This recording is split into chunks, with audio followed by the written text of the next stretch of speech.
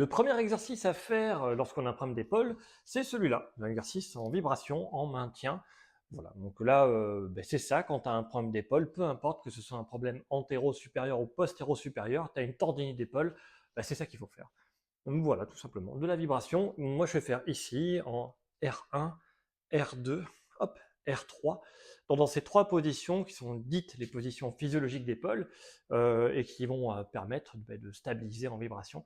Dis-toi que les muscles de la coiffe des rotateurs, les muscles qui maintiennent ce truc-là, ils sont phasiques, c'est-à-dire qu'ils se contractent par phase.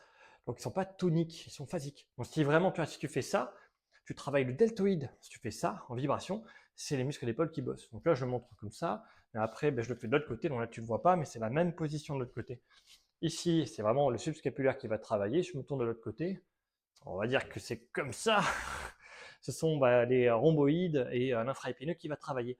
Je fais des vibrations.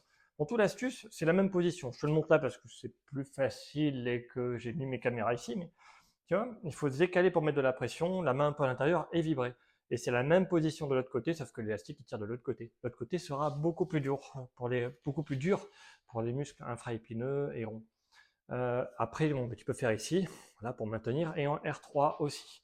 Dis-toi que si tu as une tendinite antéro-supérieure, c'est-à-dire que c'est les muscles de derrière qui ont un problème, ici ce sera bien pour commencer. D'abord là, puis là.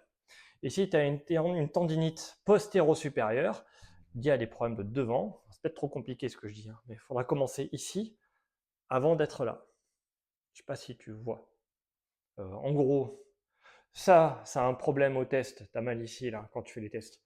Tu commences là, puis dès que tu peux, tu passes là. Et quand t'as mal au muscle de derrière, tu commences ici, et après tu passes devant. Ah, c'est vachement compliqué, hein. Peut-être que je fasse plusieurs vidéos avec, genre, pour les kinés et pour les gens. Bon, dans tous les cas, dis-toi que ça, c'est le truc de base pour récupérer de la force d'épaule. Allez, un petit bonus pour ceux qui regardent jusqu'au bout. Voilà, les muscles d'épaule sont des muscles, les muscles qui maintiennent la coiffe des rotateurs sont des muscles phasiques. Ils se contractent par phase, à différence des muscles toniques qui font les grands mouvements. Donc voilà, inutile de faire de la muscu. Tu as des mecs qui font de la muscu, ils se lèvent hyper lourd comme ça, avec de beaux mouvements, mais ils ont des épaules toutes faibles et ils se blessent tout le temps. C'est parce que justement, ils font pas assez de vibration.